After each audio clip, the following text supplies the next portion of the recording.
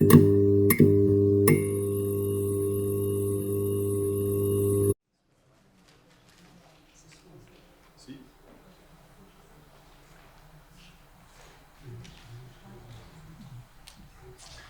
pomeriggio a tutti, buon après-midi à tout le monde, good afternoon. C'est un honneur, et un plaisir de commencer cette table ronde qui est dédiée à l'œuvre de Dawit Petros et à ce qui sont les rapports entre ce qui était l'Italie et les Cornes d'Afrique. Et donc dans cette histoire entremêlée qu'on va découvrir à travers l'œuvre de Dawit, il y aura, je pense, un sujet très important, c'est celui de l'identité et de la culture italienne d'aujourd'hui.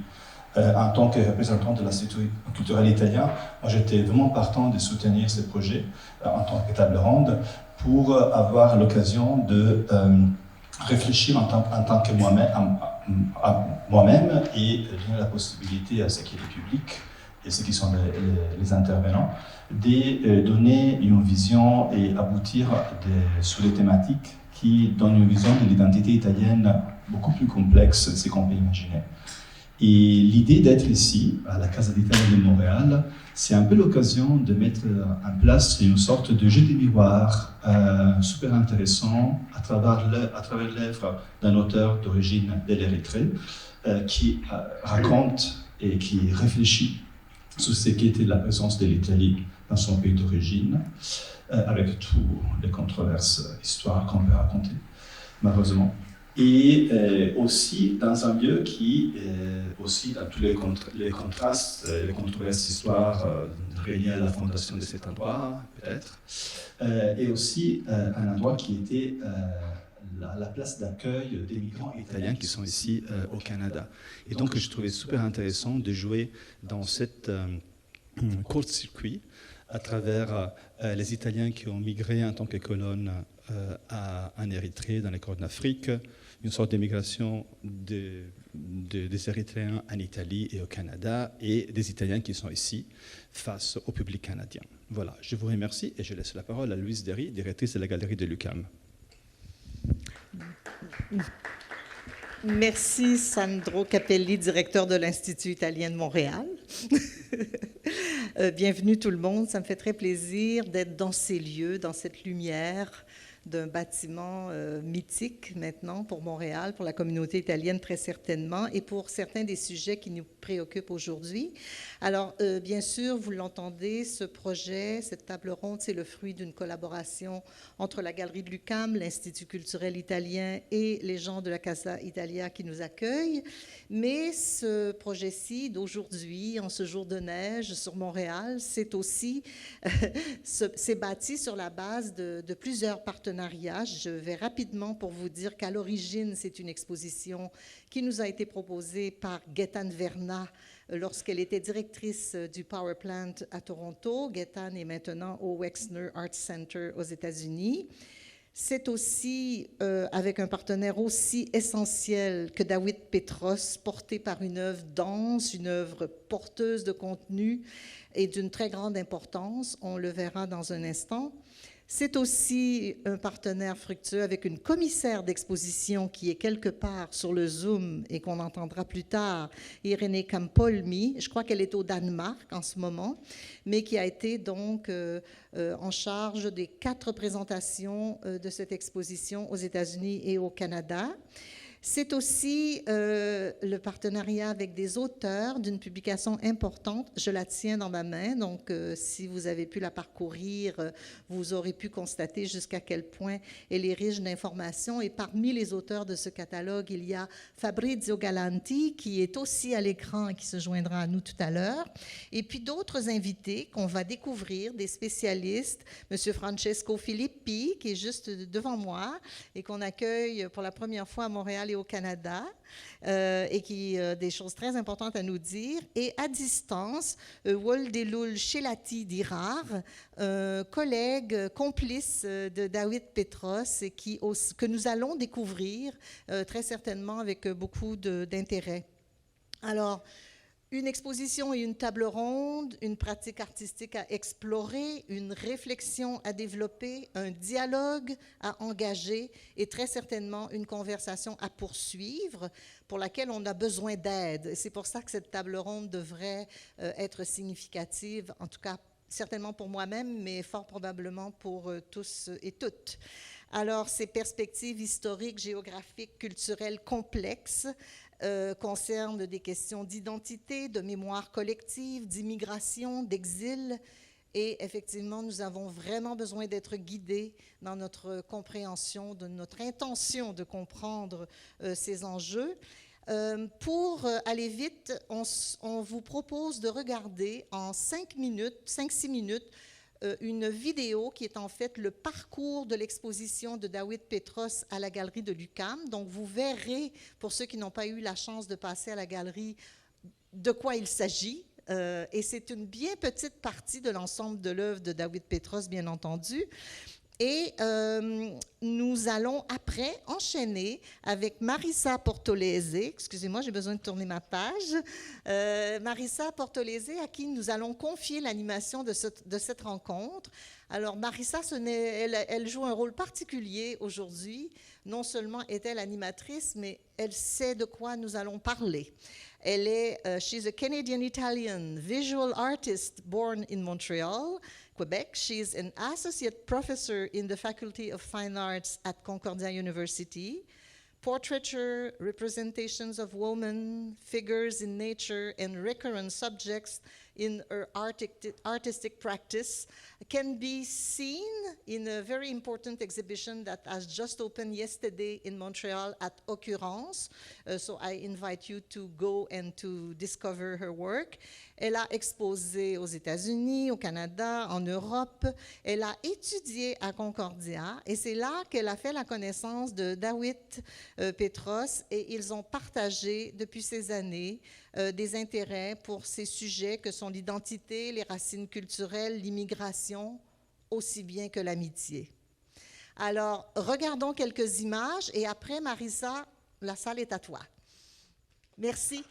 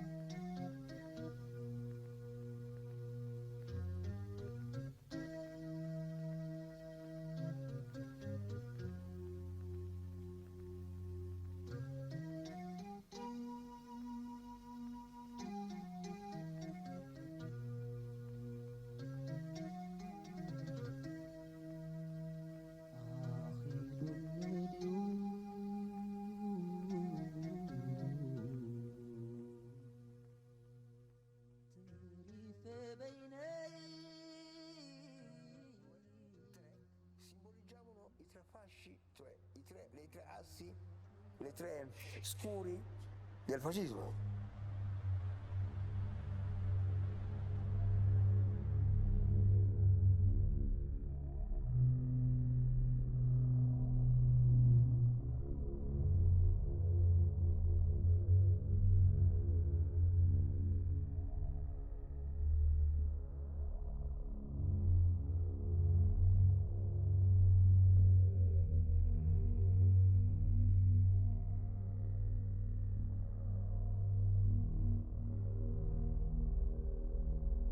Avevano un senso più legato all'Eritrea, perché alcuni di loro erano nati qua, in Eritrea, e stavano bene perché qua vivevano di lusso gli italiani. Avevano le case, avevano il cinema, i divertimenti, avevano la loro piccola industria, che era la loro città, era la loro piccola Roma, no?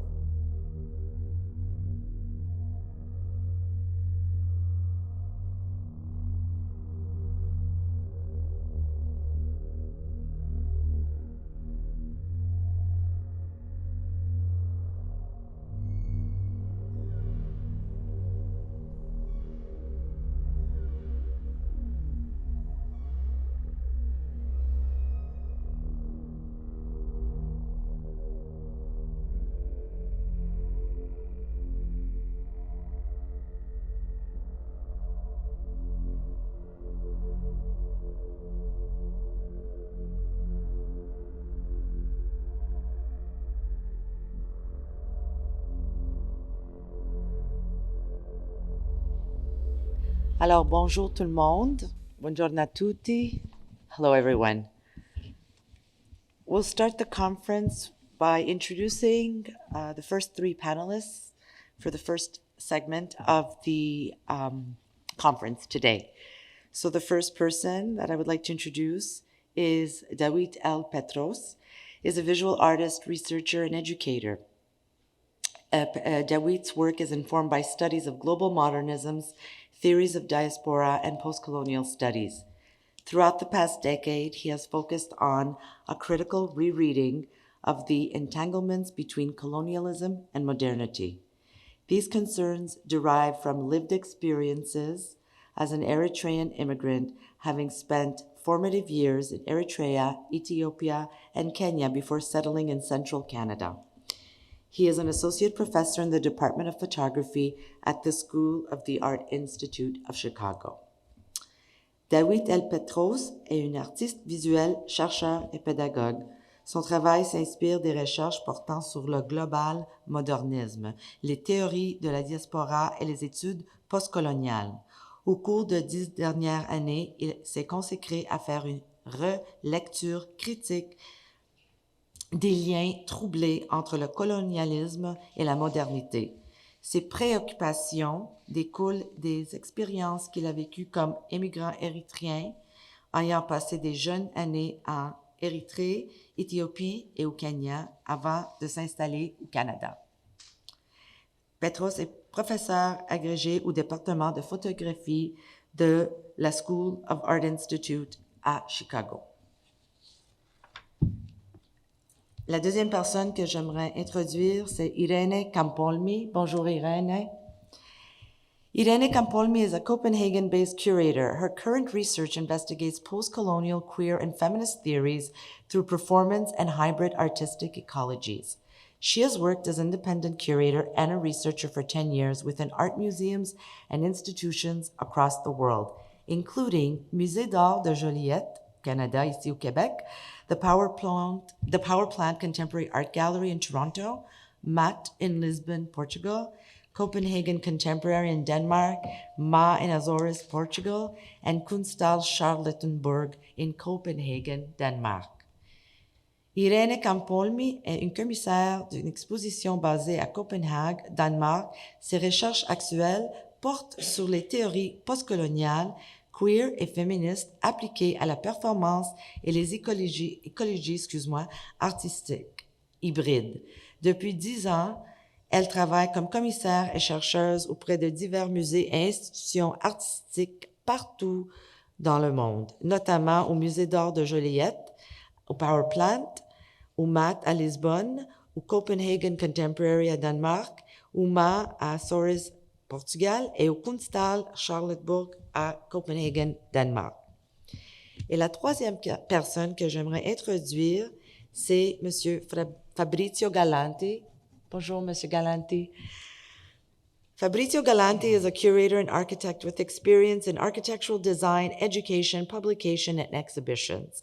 In the fall of 2020, he was appointed director of Arc en Rêve, Centre d'Architecture in Bordeaux, France. He currently teaches at the School of Architecture of McGill University and Université de Montréal, and at the Architectural Association School of Architecture, London. From 2011 to 2014, he was the Associate Director of Programs at the Canadian Centre for Architecture in Montreal. Fabrizio Gallanti est commissaire et architecte. Son expérience englobe le monde du design architectural, de l'éducation, de la publication et des expositions.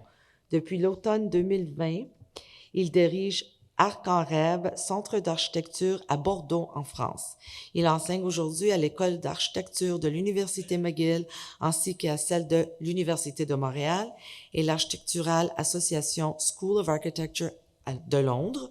Et de 2011 à 2014, il a été directeur associé des programmes au Centre canadien d'architecture à Montréal. Alors, bonjour à vous trois.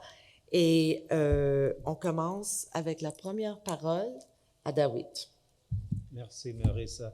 I would like to begin very quickly by just expressing my gratitude to Louise Derry and the entire team at Galerie UQAM. This has been a singular experience, and I'm really grateful. In addition to the Italian Cultural Institute, it's bringing this exhibition to Montreal. Bringing this exhibition, to Montreal was extremely important, not just in light of my own biography, but also in light of the questions that the works examine, many of which began in Montreal when I was a student at Concordia University. So what I would like to do is to just very briefly give a little bit of background to the project and then allow Irene and Fabrizio to articulate with greater detail particular sort of questions and lines of inquiry. So between 2014 and 19, I engaged in extensive research, travel, and movement in Italy, Eritrea, and North Africa. And these events were situated, as has been said, against the movement of many subjects from the Horn of Africa, Eritrea, Ethiopia, Somalia, Sudan, into across the Mediterranean Sea, into Europe through Italy. And so I was interested in how these transits, how these trajectories of movement reflect colonial legacies that create this triangulated flow between Italy, Canada, and Eritrea. Within a historical context and within a contemporary context. So I arrived at this title of Spazio Disponibile, which is something that I encountered in the journals of a publication that ran from 1906 to 1943. And Spazio Disponibile, available space, became an exhibition for the title, a title for the exhibition, but it also became a proposition with which to execute artistically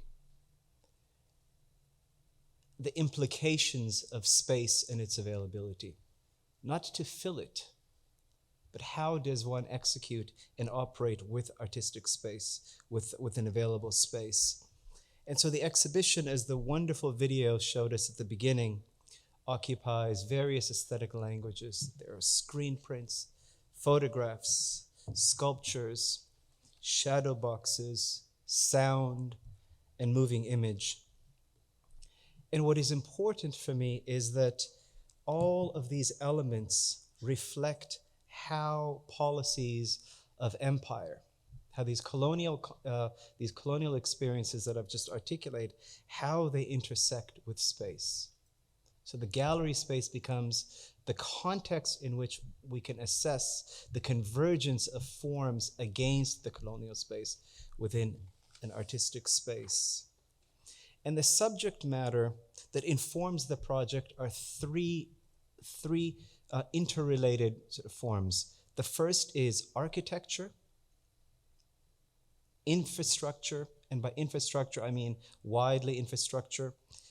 And then the third are publications. And in this instance, publications, I mean magazines, journals, photographs, as well as historical documents.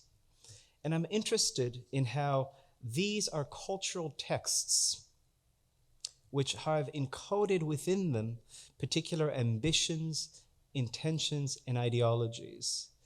And so my task as an artist is to think, how have these historical materials been produced?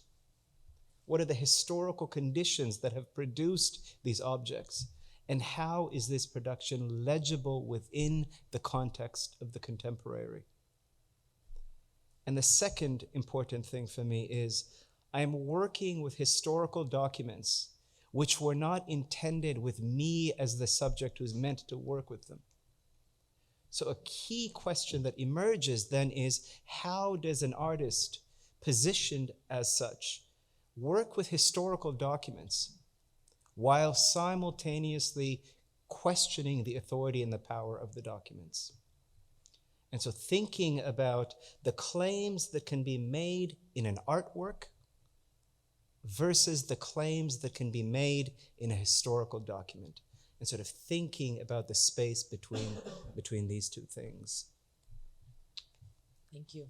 Next up to speak is Irene. Hello, Irene. Hi, everybody. Can you hear me? Yes. Hi, everybody. Thank you so much for having me tonight and for being in such a conversation with whom I have started being in conversation since early 2019, actually. And thank you, Galerie Laquam, for inviting. I mean, as a curator and as a person that has seen the different iteration of the show, my contribution to this panel maybe starts from my personal experience as a professional, in my professional role as a curator, and my personal sort of like background as an Italian. So I have to say that as a curator, one main goal is to start by asking one question, and it's, what's the feeling that one has to have when walking in the show, and what's the feeling that one would like to have for the visitor when the visitor comes out of the show. And I think that both for me and Dawit, the first sort of like the first question was sort of like also answered by connecting with the title, a title that in Italian means quite a lot, available space, Spazio Disponibile. It's a sort of like, it reflects an invitation to occupy a certain space, but also an invitation to join. And in this sense, it really reflected also the questions and the long conversation that Dawit and I had for almost a year, in understanding how can we convey that for Italians who long in history have denied being colonialist or having colonial project, how can we sort of convey that for Italy from the early mid 19th century, the Horn of Africa was an available space to occupy, an available space to where to be present, and yet at the same time through archival material. But then at the same time, how could we convey the second question, which was how the post-colonial discourse has opened up the conversation in relation to maybe rethinking the grounds of this misplaced or displaced colonial history. And as an Italian, personally, I've grown up with no sort of like with a strong lack of this history, or with a kind of like a frequent association of I would say colonialism or Italian colonialism to a specific historical period, fascism, and obviously it requires if in schools or educational curricula, this is not the full sort of like history is not told, becomes easily displaced. It becomes like not even neglected, but like it doesn't have a body, it doesn't have a presence. Whereas this presence is testified, as Dawit was just mentioning, by architecture, infrastructures, by physical presences that that stands and carry their history. So for me, it was quite beginning this project as a curator, and maybe I would say something like what is even the role of a curator in such a context? You know, I would say maybe some of you are very familiar with this professional figure, but maybe others are not. And I think in this kind of especially in this exhibition, which has had many iteration in different contexts, being a curator and has really meant developing together with Dawit a series of starting point for different conversation that would all the time sort of touches upon these entangled histories between Italy and the Horn of Africa, and in this case, Eritrea. So I would say that the question, like the personal question, has been like how every time this conversation starts from a different question, you know, and therefore how specially and you know and from an epistemological perspective also this question is visualized but also experienced. And so I would say we're now speaking without many images, but when we started this exhibition at the power plant, the immediate sort of visual impact that one would encounter was a sort of like division, a dividing wall that didn't exist in the space, and that was dividing how Italians would look at Eritreans, and on the other side, how Eritreans would look at Italians.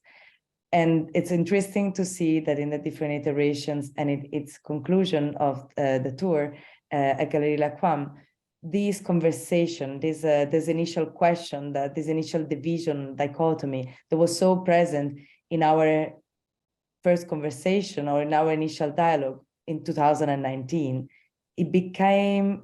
it's sort of like it loosened, it really disintegrated into something else, and it built up into another kind of like structure.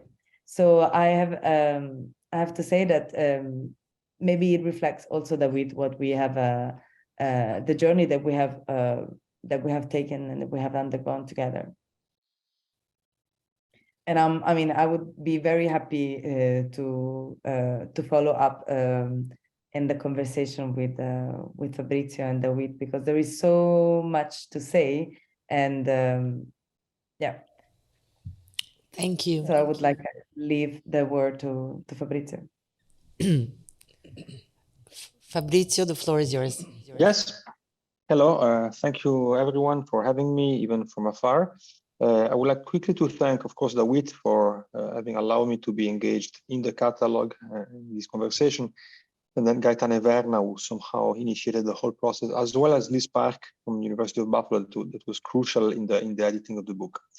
I contributed in the book with an essay that was commissioned to me as an architect from Italy about somehow the odd presence in Montreal of Casa d'Italia. So how comes that that there is such an architecture with such a language and still harboring some insignias of the fascist regime, something that we would not be finding in Italy probably. And I think that was a very interesting occasion in a way to respond to what Dawit has said earlier on, that for him, one of the pivots of his own research was this notion of infrastructure and this notion of architecture. And I think that throughout the exhibition and throughout the physical container where you are gathered together in Montreal, this necessity to rethink critically what physical artifacts imply in a territory comes back again to be very important. We tend to think of architecture and infrastructure as more neutral or as more at the service of more functional necessities. In the case of Casa d'Italia, the necessity to give a home, a casa, to the community of immigrants that needed actually a place of convergence for their own community, or in the case of the infrastructure in the colonized territories in Africa as a means to mobilize resources and people. But nevertheless, these objects are not completely innocent, are not completely neutral. They are very much charged with political instances, with a certain way messages. And in that sense, to me, it's always interesting to come back to a kind of understanding of what architecture meant under the fascist regime in Italy, really as a means to promote ideological positions. People tend to think, especially the ones that might not have been frequenting architecture in Italy, of fascist architecture as a monolithic language or kind of like a unified language. Well, in fact, it was not. There were tensions, there were contradictions, there were different positions within the regime from 1922 and at least until 1943, where different messages wanted to be somehow transmitted to the masses. On one end, the more official, what now we call a fascist architecture, the more official monumental architecture that was very much inspired by kind of a reinterpretation of the Roman heritage. That was often applied to monuments, to buildings for tribunals, to buildings from civil administration. Whereas another streak of architects were really wanting to promote an idea of Italy as a modern state, Italy as a state that finally would have reached the same levels as the Britain or France. And whereas the language of modern architecture was very much embraced as a kind of way to promote this idea of modernity. And I think that what to me is fascinating about the work of Dawit and about this is research is the fact that it doesn't adhere to very simplistic somehow positioning, and it's very clear in the exhibition at Galerie de UQAM that there are very strong ambiguity and contradictions that are inherent to the way with which Italy exercised its idea of colonization. I think it's very, to me, I had the luck to visit the exhibition last Saturday before flying back to France, where I do work since a short time. And to me, in the last room of the show, it's very striking these two, I wouldn't call them collage, but assemblage of images that are sourced from very different contexts, where I think there is a very clear positioning from Dawit, where images of a hard moment in the history of Italian proletarians submitted to some natural catastrophe, images of the propaganda of the colonization that was somehow sent back to Italy in Africa, as well as images of the presence of Italian migration in Canada as a expendable workforce for construction are composed together. And I think that this kind of very nuanced somehow equilibrium between these different geographies, these different histories, is what opens up a lot of questions that the exhibition does it so well. So if you think of somehow 8% of the money spent to build the building where you are now, Casa d'Italia, was provided by the Italian state. So as you know, most of the money was a public subscription where 4,000 donors from the Italian community financed the building. But there was an intention from the central state in Italy to use these buildings as a way to somehow fascistizzare, as we say, to move the identity of the Italian immigrants towards a certain direction. And therefore, there was a very strong intervention from the council. And this, to me, is a quite interesting phenomenon. In a certain way, we have, one could ask, why did not Italians go to Africa and still preferred to go to North America at the point of landing in that moment?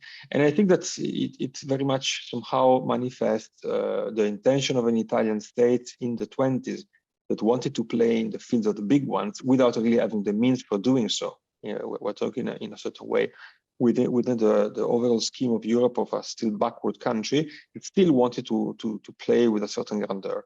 And I think that it's very, to me, fascinating to see how Dawit has been somehow observing artifacts, items. Some are fixed, like buildings, infrastructure. Some, as in the last movie, are moving. So the aeronautics, the plane, as a means of, transporting messages. And as rooted is a reflection on this very complex question. In the end, also on the traces that are left, because one can say that, as Irene was saying, we as Italians were not really exposed to the history of Italian colonialism at school. Nevertheless, the traces of such colonialism are still very much present on both sides of the story. So many buildings and street names in Italy, they still carry the names of the former colonies. Materials have been plundered and been relocated in Italy during the colonization years, notoriously several obelisks that have been moved from Africa up to Italy. And vice versa, the presence of Italian architecture, Italian heritage is very much present in Eritrea, in Somalia, and in Ethiopia. And I think that by moving in a very awkward move and very, very, very genius move, moving the representation not of these buildings, but of a building in Montreal, it creates this very sophisticated triangulation where things tend to not be asked here as we thought, because we have a third agent that is Canada, that is Quebec, and also Ontario, maybe less so in that period, that somehow shakes a little bit some certainty about the kind of post-colonial history as we know it today. Grazie. Next up, we will proceed with a conversation with the three of you, with Irene, Fabrizio, and Dawit. On va continuer avec une conversation entre les trois panélistes, Dawit, Irene et Fabrizio. Alors, est-ce que tu veux commencer avec la première parole? Yes, well, it's, I think it becomes important for me to address where we are and my relationship to this particular building, in that in the movements that I articulated that took place between 2014 and 2019, I started to spend a great deal of time in Montreal around 2016. And that period coincided with the arrival, if you recall, of many, of a number of refugees who were moving across the Canadian-United States border to claim asylum in Quebec, in Manitoba, and in other provinces of Canada. It was during that moment, in 2017, that I drove past the Casa d'Italia. I never knew about this building, right? I never knew about this building. And with the arrival of some of the young refugees across the border, some of the same individuals that I had worked with in Italy, in Catania, Sicily, who had made this other really difficult journey, Ecuador, up through Central America, Mexico, United States, and then into Canada, it became important for me to analyze or to think about how that contemporary trajectory had now reconnected Canada, specifically Montreal, to Italy. And this was the building that allowed me to bring these questions into a certain type of operation. And so it simply was, the fresco of Mussolini in the church. For those of us, I think we're mostly familiar. I was familiar with this, but the Casa d'Italia, I was not. And so it was a period of gentle negotiation and persistent negotiation to get access to Casa. And part of what I kept insisting on, I said that this building is also my history. That this building is also my history, and that my intention was not to simply subject this building and its history and its formation to a one-sided negative sort of critique. I understood that it was much more complicated than that. And so to return to the Casa d'Italia, sort of in this manner, is an extension of that line of sort of open, ambiguous sort of critique that you were talking about, the ambiguity that you were talking about, Fabrizio. And so I wanted to contextualize that and use that as a preface to ask you this first question, Fabrizio, which is, for the longest time, I understood that this building, because it had fascist iconography, was that it was a fascist, that it was fascist architecture. So could you maybe just address a little bit about the specificity of the architectural language here, and what is it that enables Geometra Petros in Eritrea to recognize this building? Yes, I think it's very interesting because the building has been designed by Patti Colangelo, who was actually a student. He was born in Brooklyn, son of a cop. So again, part of the first wave, early wave of Italian migration to North America. But then he moved to study architecture at the University of Montreal. So I think we don't exactly know why he got the commission of the building. That actually was his first building after graduation. But what is interesting is that he adopted a kind of language that was very much in vogue at that moment. So you can find it, think of the Rockefeller Center in New York, for instance. The same kind of several buildings of Ernest Cormier in Montreal. So it's Art Deco architecture that was on one end somehow conjuring a revisitation of classic architecture, but equipped with all the amenities and functionality of the modern times. So these were, the first buildings to have hot water, electricity, elevators. So his building is very interesting because it derived some architectural components from this Art Deco language, and then it fuses these with a certain iconography that was the iconography of the fascist party. So you have the tower with the flag mast on top of the door. You have the usage of graphic lettering inscribed inside architecture with the big name of the Casa d'Italia. And to me, and I have to say, the first time I saw the building, I had a shock because I never have seen building with steel fascias on the facade in Italy, and yet you have one in Montreal. So for me, it was almost a trauma to say, oh, how is that possible that this is still existing? So I would say that the recognition by part of Geometra Petros of this building as a fascist building is because of this few punctuation of kind of ornament in a certain way that clearly make an allusion to the political origin of the building. One thing that I would like to point out that I think is very curious and important is that of all the political movements of the 20th century or late 19th century, the fascism is the only movement that takes its name from its symbol. So, the symbol are different sticks of wood that are kept together in the original Roman iconography from a string of leather.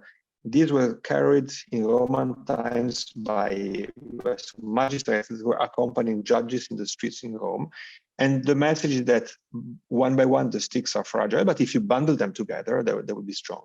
And this iconography has been crossed the history of Europe since centuries. So you find it in the French Revolution. If you go in Washington, D.C., you will find the same symbol in many federal buildings. It was originally in Italy used by socialist movement in Sicily, and then Mussolini was very carefully understanding the power of rhetoric and the power of image, took it as a symbol for its own party. And so the fascist party is very interestingly a party that takes its name from its own insignia. So it's to me very seductive and at the same time terrifying in a certain way to understand how early Mussolini understood modern politics, that it's really an aesthetical project as well, and where aesthetics plays a role in the communication.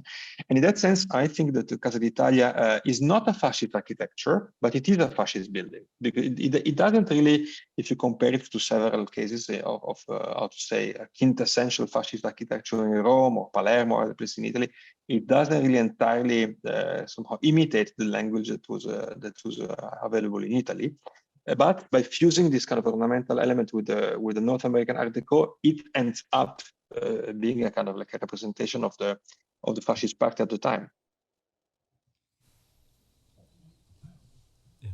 I think what I would just to contextualize for everybody, what happens in the film that is alluded to here is it's a photograph of the Casa d'Italia, which travels with me to Asmara, Eritrea, and it is then shared with with an engineer who's in his 80s, who remembers very well the presence of Italians in Asmara, And it's this incredibly complicated, sort of nuanced, contradictory reaction that the image generates, right? That the image generates. And so that the building has a particular type of legibility, but that it produces not that kind of singular, one-sided sort of response was very, very instructive to me. And it became an important point for sort of thinking about how these complicated questions are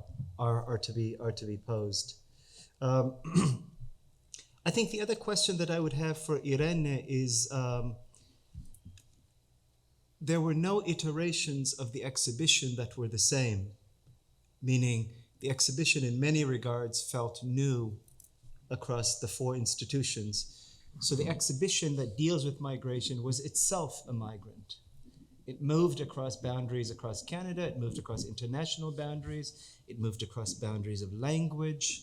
And part of what we had to, to think about is what that means to then bring this, these sets of questions back to Montreal. So Irene, I would be interested if you could maybe talk about how iteration or a reconfiguration or a re-choreography of the materials allowed different questions to be highlighted differently, perhaps? Yeah, thank you, Dawit, for the question.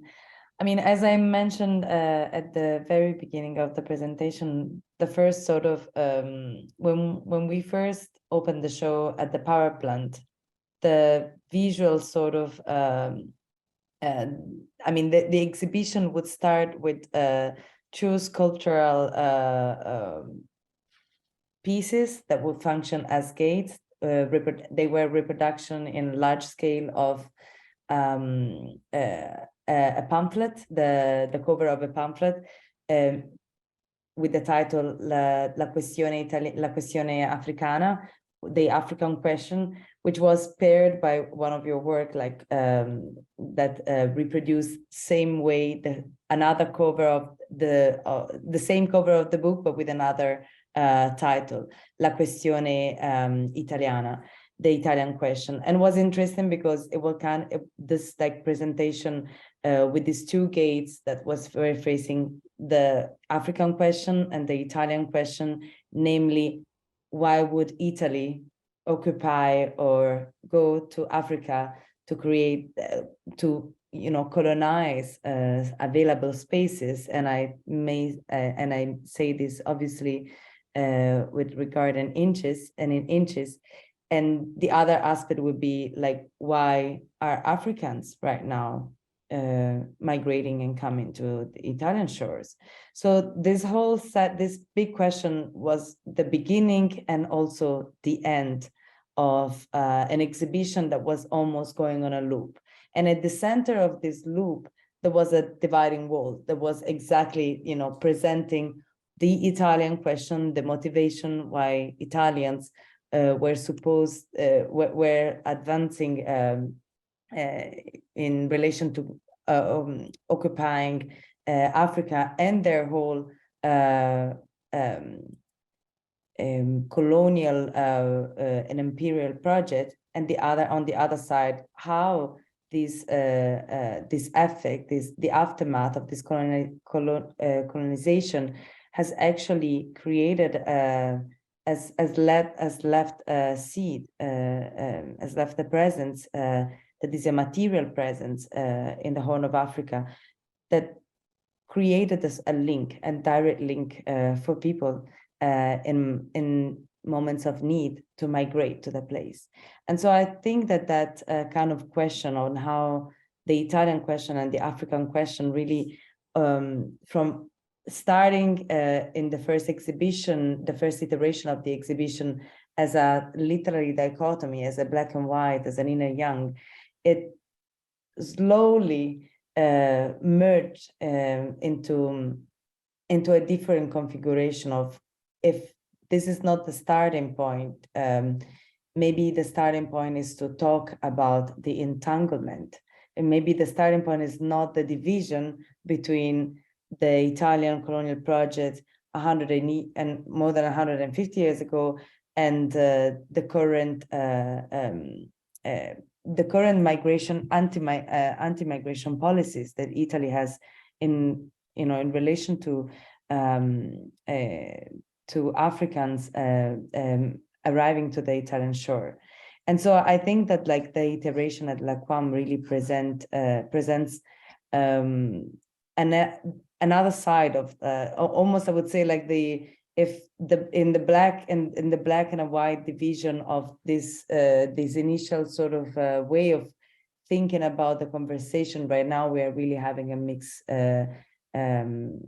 We really assembled these two colors, and they're very visible. And they're very kind of also identifiable in the opening work at l'UQAM, where an Eritrean migrant holds the photographs of Italians migrating, represented or captured from their back while they're walking towards a house that is given by the Italian colonial project to them in order to occupy the land. We are in Libya. It's 1932, and the man actually in that holds the photograph is presenting this photograph at the horizon of Sicily, we are like already in the 2000s. And so the interesting question is really like how that work actually right now at l'UQAM opens the show, but also opens the question opens the reflection with another questions, which is exactly how can we narrate and how these entangled histories across time, but also geographies, where we see Italians at a time where there were migrants, at a time where in a moment of history that has been somehow denied, but that has happened at the same time of the colonial project. So in many ways, this image of both being colonizers and yet at the same time, migrant, is something that is hardly ever presented from as part of like the Italian history as a phenomenon that happens at the same time, and how these two phenomena really like are not just interdependent, but they're like cause. One is causing the other. And so I think that that's really the beginning, showing that that Italians migrating to the Americas, to the United States, to Canada, to South America, were not the Italians that were like wanted by the Italian state. They were actually most of the time even invited, even facilitated to leave the country, because the country was so poor. The country, as Italy we know, didn't really exist, and really needed people to leave. So it's quite interesting how as part of history this was allowed and facilitated, and how right now this is actually impeded. This is not accepted. So I think, one could continue and say much more, but when an exhibition is capable of presenting the complexity of very layered histories, of very layered histories, and kind of capable of presenting it at the same time, like the exhibition does, I think it's a good beginning for new conversations on the topic to start. I think the only thing that I would add to that is that the UQAM exhibition is essentially a new exhibition.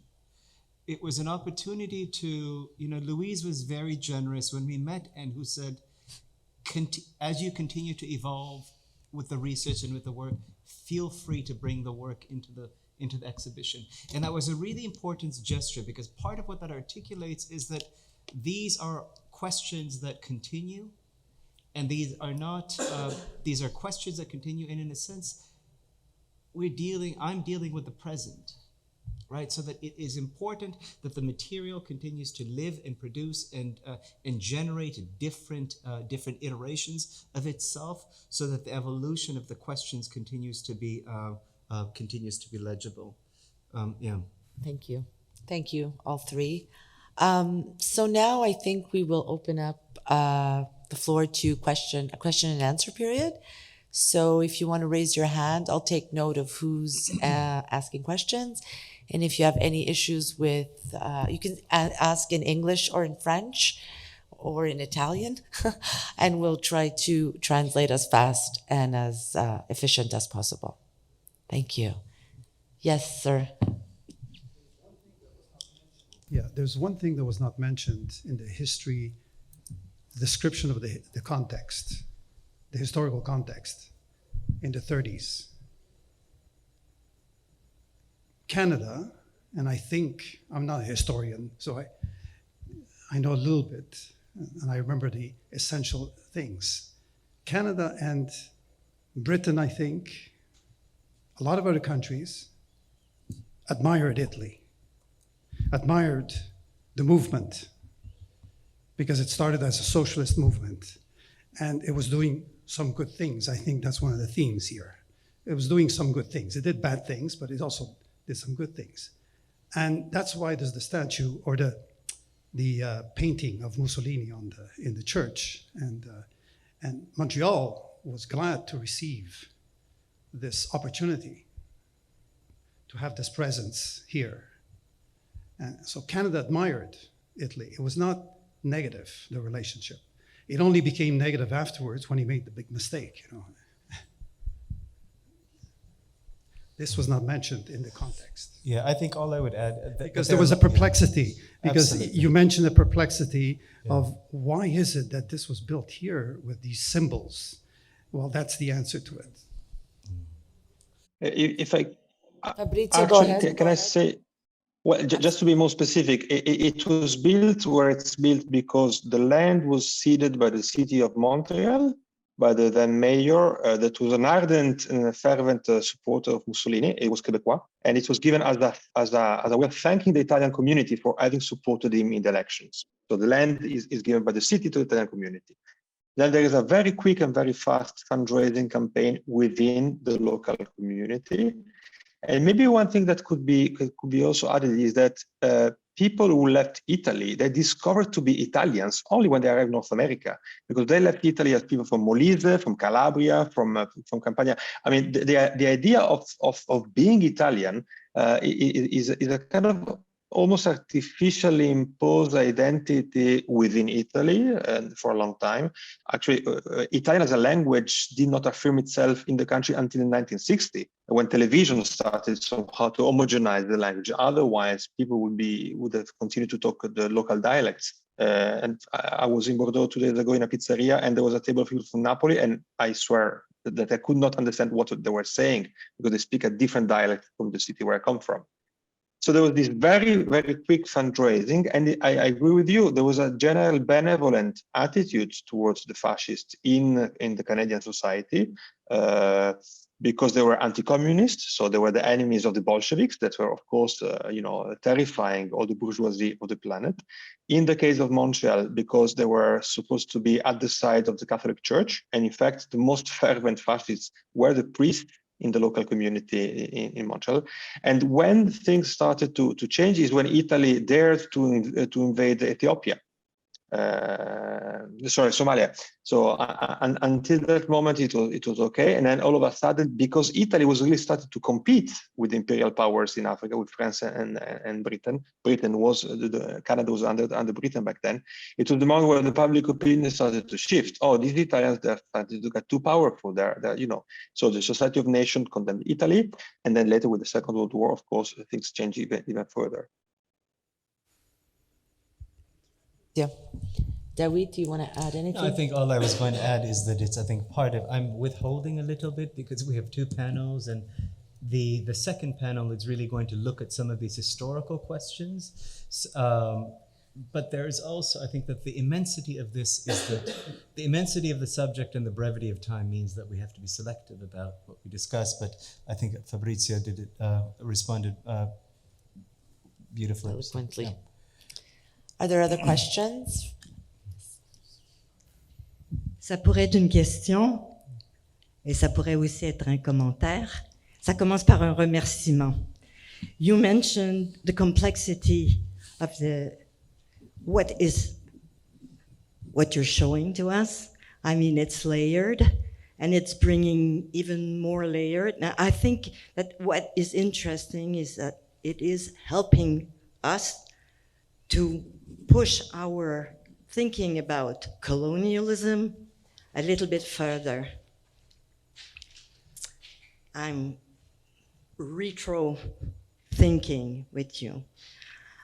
What was interesting first is, as far as I'm concerned, your title, because it is a key expression for colonialism. There's always space for people to go.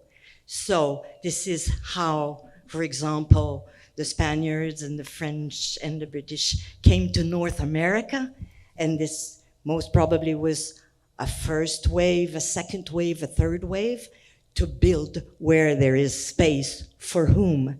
And then you divide space for the power and the people who is sent.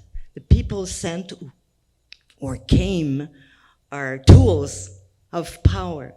And then they start building. Now, what's I thought was very interesting, because that's the title. It sends us into that type of reflection. But then afterwards, what happens is you mention history, documentation, infrastructure, and architecture. And I want to push it a little further, like the role of Italians in the Montreal and the Canadian history. Like we say that Canada was built by a railroad, and the railroad was built by Chinese and Italian workers. So there is the infrastructure. Now, the architecture, for example, another example, UQAM, where your exhibition is a brutalist building built by Italian bricklayers. It was the biggest chantier de construction de briques dans l'histoire du Canada.